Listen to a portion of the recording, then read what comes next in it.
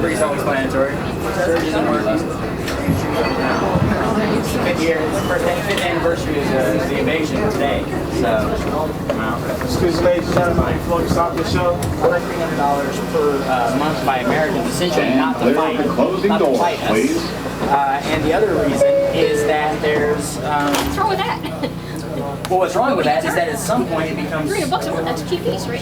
$300 is cheap, but the problem with that is that when they get tired, and there's actually evidence right now that they are beginning to get tired of basically just sitting around doing America's bidding for $300 a month. At some point, so many people get killed in the air by bombs, indiscriminate bombing.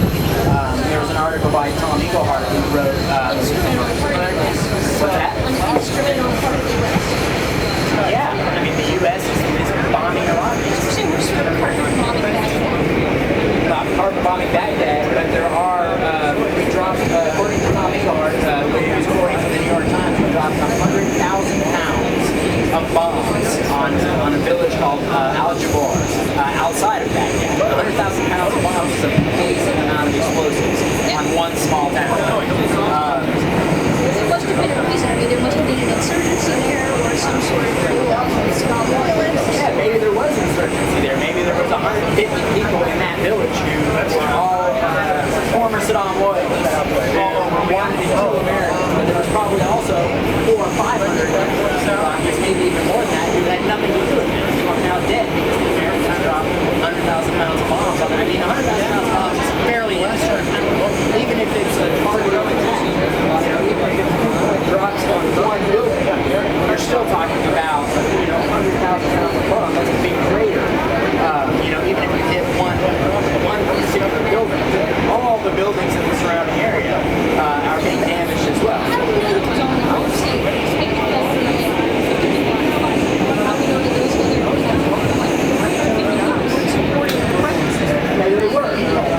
Let's assume that everyone in the entire town was supportive of the insurgency and was actually taking up arms against Americans, building bombs to put in cars, to blow up American troops, wherever.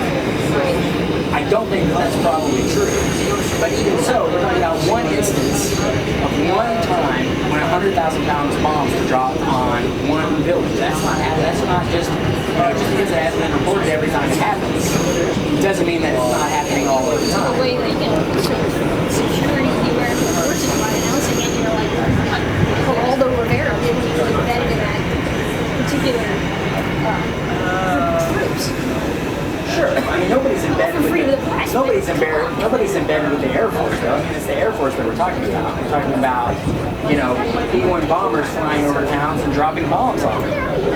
They're a ground force. They work in tandem with ground forces. They're called in by ground forces, sure. But we're still talking about just this week, actually, just this past week, outside Washington, D.C., there was something called the Winter Soldier hearings, which was they did the same thing during the Vietnam War. Vietnam veterans. Vietnam veterans were testifying about the things that they did in Vietnam. And the same thing is happening in Iraq. American soldiers who fought in Iraq are talking about what they did in Iraq. And they're talking about how Americans are carrying around shovels. American troops are carrying around shovels because if an Iraqi is seen with a shovel, the assumption is that they are planting a bomb. So if you kill an Iraqi, you're an American soldier, and they don't have a shovel, you plant a shovel. This is what American troops are saying is happening in Iraq. It's possible that all of the tactics that you use Stand clear of the closing doors, please. Have to do with actual surge support as well. That's what we're talking about here, right? Right. I mean, those tactics are going to happen where there's, 50,000 more or less people on the ground or not. Or 30,000 or whatever it is at this point. 30,000 extra was the surge. Yeah, but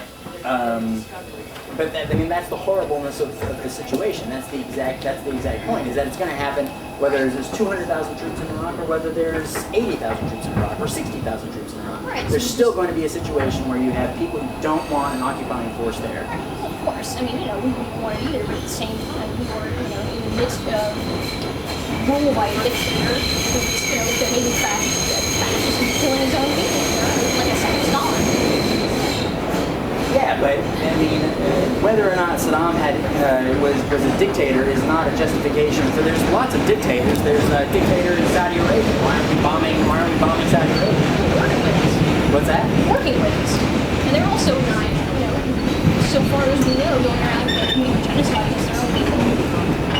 I mean, they do horrible things to the people who live in their country. Women aren't allowed any rights. You're not allowed to leave the country without your husband's permission if you're married. I mean, this is in Saudi Arabia. It's our staunch ally. And I don't agree with that. It's not like we're in Iraq saying, simply all women are not allowed to work permit to be able to jobs. I mean, we're not necessarily putting them to go for social quarantine. We're just trying to keep a statement for their own answers. But most Iraqis believe that American troops are responsible for the instability that's being caused right now.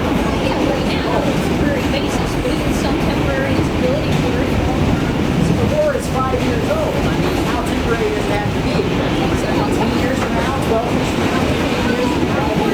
At what point do we decide that that it's, I mean, how do we determine stability? What's the definition of stability? There's all, we're concerned about the economy and being blown up. We're pretty worried about our economy too. We like to think about it. it's really hard to have a viable economy when there's no electricity. There's still intermittent electricity going on in Iraq right now because we invaded. We blew up a bunch of and W train. the electricity stations. This is my stop. I gotta go. So this is my start. Yeah.